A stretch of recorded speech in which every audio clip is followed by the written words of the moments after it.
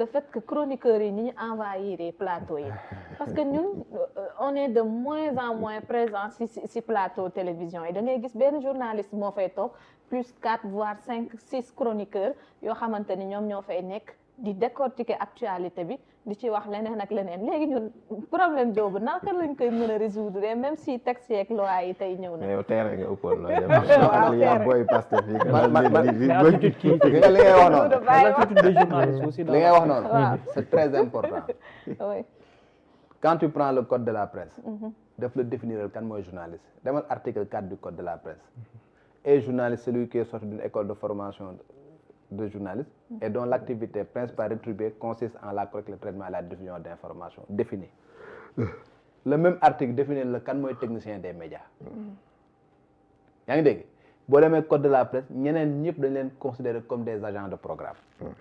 que mu nekk animateur bi que mu nekk ñëpp ñu nga xamante ne ñoom nekk ñu journaliste nekk ñu technicien des médias ñoo nekk ci organes yi dañ leen considérer comme des agents de programme. mais agent de programme amul statut l'agent de programme par exemple mënul ñëw pour am carte nationale de presse l'animateur bi nga xamante ne mu ngi ñëw di animer kooku xalaatul ñëw ne dafay am carte nationale de presse il n'a pas encore un statut tey bu fekkee dañ changer les textes il faut quand même que ñu définir les fonctions yi nga xamante ne ñoom ñooy agir ci foofu tey le chroniqueur il faut que ñu définir kan mooy chroniqueur ak kan moo war a répondre aux critères d'un chroniqueur man pour man un chroniqueur ñaar la te su fekkee dañoo bëgg véritablement ñu am véritablement une presse assainie la chronique ñi ko jàng ñëpp xam nañ ni la chronique fait partie des genres les plus nobles de notre métier c'est pas donné à n'importe qui de faire une chronique c'est les genres les plus nobles foofu la jël mais pour être un chroniqueur tu es journaliste tu te spécialises dans un domaine pendant 10 ans mën nga am la dignité de chroniqueur wala nga nekk ku nga xamante ne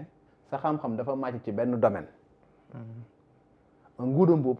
xam-xam màcc ci benn droit constitutionnel wala mu nekk mën na see nekk chroniqueur voilà nga ñëw par exemple voilà nga jël benn jour ne tous les lundis c'est nguuda mbubb voilà waaw c'est nguuda mbubb qui viendra qui fera une chronique judiciaire d'accord comprends nga kooku c'est un spécialiste bi nga xamante ne bu taxawee daf lay wax lu nga xamante ne il sera pas un tautologue bu ñëwee xam nga chronique judiciaire la lay defal nga jël un économiste nga ne tous les mardis c'est lui qui viendra moom mooy def un chronique nga jël par exemple quelqu'un qui a été dans les forces de défense et de sécurité qui a été un agent de la BIP un agent du GIGN qui a été gendarme qui a été policier ba peut-être dem bay retraite et consort nga ñëw nga def ko mu nekk un chroniqueur en matière de sécurité mu ñëw waxal la nga jël un ancien pilote mu nekk un chroniqueur aéronautique ñooñu c'est des chroniqueurs parce que c'est des spécialistes du domaine mais même un journaliste pour que nga war a nekk chroniqueur il faut que tu te spécialises dans un domaine pendant au moins 10 ans nga mën a taxaw mën a convoquer xam nga les textes mën a fàttali li nga xamante ne xewoon na fi dem et mettre en perspective l'information pour que nit ki bu la dégloo mën a am un plus par rapport ak l'information bi nga xamante ne am na tey parce que bu ñu ñëwee le factuel la ñuy teg mais le factuel da nga koy analyser est-ce que le débutant qui vient d'arriver mën na analyser ba convoquer des faits yu nga xamante ne amoon na daaw wala daaw jëkk le fait qu'on est en train de vivre aujourd'hui du temps du président Macky Sall comment ça se passait du temps du président Abdou Diouf comment ça se passait il faut que nga am benn background bi il faut que nga fekkee il faut que nga def au moins une bonne dizaine d'années pour que véritablement nga mën nekk un chroniqueur quand tu es un chroniqueur politique également da ngay fekke couvrir fekk ay événements mën a mettre en perspective pour que ki lay dëkk mën ci jële dara loolu mooy chroniqueur mais li ñuy gis nii c'est pas des chroniqueurs c'est des tautologues. L'attitude des journalistes am na ay journalistes tautologues de. waaw way bari na ci. journalistes ñoo xamante ni kaa bi ñoo koy tere. L'attitude des journalistes dans la pratique parce que loolu aussi problème bu mag la aujourd'hui. liir naa si ku mel ni Fatou Abdou Ndiaye mu def si benn jàngat bu am solo. voilà benn jàngat bu am solo ne c'est comme si que les journalistes aussi dañ nekk ci sensu ay laisser aller ak laisser faire. waaw non parce que li koy waral mooy tey da ngay ñëw. na laa koy wax sax régulation bi nga xamante moom moo war amul dans les entreprises de presse ñi nga xamante ne ñoom ñoo waroon a toog mettre en avant le professionnalisme jël ñi nga xamante ne seen xam-xam dafa màcc loolu mettre leen en avant en pole position ce sont ces gens là yi nga xam ne qui sont relégués au second plan ñu jël ñeneen mettre leen en avant loolu mooy le problème parce que le problème qui se pose ici au Sénégal c'est que tey les journalistes les patrons de presse yi fi nekk c'est pas des journalistes. La liberté d'entreprise c'est consacré par la Constitution da ngay am sa xaalis nga ñëw ubbi sa média.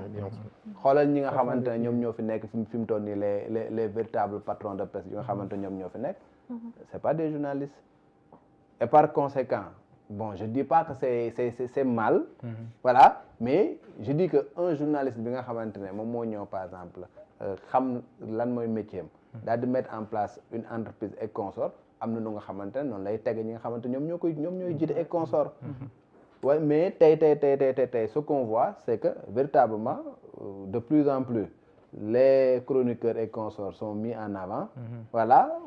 Au détriment des dañuy mel ni man ñoo gën a rëy làmmiñ nañ ma baal ci li may wax. Voilà dañuy dem ba nga xam ñoom la ñuy gën a dégg ñoom la ñuy dagg seen i éléments di ko dugal ci ay TikTok et consorts ñu koy viraliser et consorts ils deviennent des stars. À partir du moment où ñu devenir ay stars voilà il y a beaucoup de journalistes yu nga xamante ne qui sont relégués au second plan. loolu moo tax tey les chroniqueurs ñoo gën a siiw sax. véritablement les journalistes qui sont véritablement formés à bonne école. Je suis totalement d'accord ak surtout ce que Daouda dit boo xoolee et puis les dispositions donc légales dafa am ay exigences yu ñu teg les patrons de presse. et parfois yu ci bëri duñ ko respecter. c'est ça et puis journaliste bi dañ koy yóbbu dans une situation boo xamante ni day dégrader même la fonction. alors que donc waroon na tey par exemple loi bi dañ ko war a renforcer. un journaliste même au-delà de ça même son paraître donc voilà il prime d'habillement tout ça. ci war a bokk Aïda mi ngi yëngal boppam xam na lu may wax. c'est bien. non c'est vrai parce que en vérité le journaliste c'est un grand monsieur ou c'est une grande dame c'est quelqu'un koo xamante ne dafay joxe information te adduna bi tey li fi ëpp solo mooy information. soo xëyee sa téléphone ngay njëkk a xool sa télé ngay njëkk a taal. donc wala sa ordinateur ngay njëkk a tijji. mais donc boo xoolee donc information dañ koy consommer. donc ki nga xam ne da koy joxe kooku dañ ko war a aar dañ ko war a jëmmal. moom la Daouda doon wax te ci kaw loolu moi je pense que donc dañu war a renforcer en tout cas le dispositif. et il est temps ñu def ko parce que day permettre ñu relever le niveau. Daouda mu ngi koy wax soo xoolee loolu moo am quoi c'est-à-dire am na ci lu bari loo xamante ne da ngay gis ni donc journalistes yi la plupart du temps bon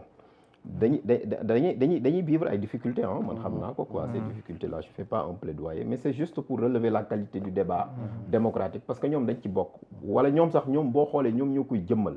en vérité parce que boo toogee nekk un journaliste parce que loolu la dañuy wax ne pour avoir des journalistes responsables il faut les responsabiliser. et cette responsabilisation mi ngi ko commencer par nag nga renforcer le dispositif jox leen ay moyens. mais aussi donc voilà nga assainir n'est-ce pas le milieu parce que Daouda mu ngi ko doon wax en fait il y va n'est-ce pas de l'avenir de notre démocratie en vérité parce que pour avoir des débats de haut il faut avoir aussi des journalistes de qualité parce que ci loolu la ñuy mën a xam ki nga xamante ne mi ngay wax noonu comme Daouda ni mu koy waxee un journaliste bien formé aujourd'hui en droit man Ngouda Mboup su ma toogee di wax ak moom Daouda mi ngi nii mais man su ma waxee loo xamante ni nii c'est sûr que Daouda n'est pas d'accord wala na dafa ma naan mais attends loolu kat d'accorduma ñu débattre ci ah parce que en réalité domaine boo xam ne la mu ngi koy suivre mi ngi ci man gis naa ay débats yoo xamante ni dans certains pays da ngay gis des journalistes spécialisés en économie wala donc des chroniqueurs spécialisés en économie le ministre de l'économie day ñëw sax wax ñoom ñu rectifier ko ne ko kat chiffres yi waxuñu lii wala données yi waxuñu lii ñu débattre ci ñi gis et puis c'est un débat civilisé et cetera en tout cas man je pense que loolu la ñu bëgg Sénégal quoi l'espace public noonu lañ ko war a tegee mu civilisé nit ñi di wax ñu teg xam-xam man pour man loolu moo ëpp solo parce que au bout du compte bu ñu paree ci débat yi toujours Sénégal loolu laay wax dañu am ay cibles pour man xam nga man li ma doon wax sànq c'est-à-dire que dama doon wax ne le droit est quelque chose de très sérieux pour qu'on le laisse seulement aux juristes c'est important parce que dañu ko jëloon deg ko loo xamante ni donc voilà dafa inaccessible loon et cetera man sama donc objectif c'était quoi c'est-à-dire que lii nga xamante ne mooy le droit constitutionnel ma koy jàngale au-delà de son aspect normatif c'est un cours d'instruction civique boo toogee di wax le premier ministre le président de la République l'Assemblée nationale mais xale yi di déglu sax dañuy commencer intéressé wu et loolu noonu da leen jox l'amour des institutions de la République foofu ngay commencer di leen tàggat moo tax donc loolu aussi boo gisee ay journalistes yoo xamante ne dañuy ñëw taxaw si donc da ngay leen mën lu dul jaajëfal leen la di wane rek ne Sénégal et puis yàgg na am borom xam-xam quoi ñun waruñu dekk benn décadence boo xamante ne dañuy dem ba nga xamante ni donc voilà tey Sénégal da nga naan non mais attends alors que dëkk boo xamante ni la donc suñu ressources humaines dañ ko mës a bàkke suñu bopp donc qualité des ressources humaines nag c'est un processus de tous les jours aussi soo ko bàyyee rek ñeneen ñi raw la moo tax ci kaw loolu dañu war a def ay jéego def ay efforts moi je suis totalement d'accord et donc loolu je pense que aussi donc ci réforme yi war a ñëw la quoi. loolu moo fi teg daaw de sax parce que tey ba am xel woon màcc ci wàllu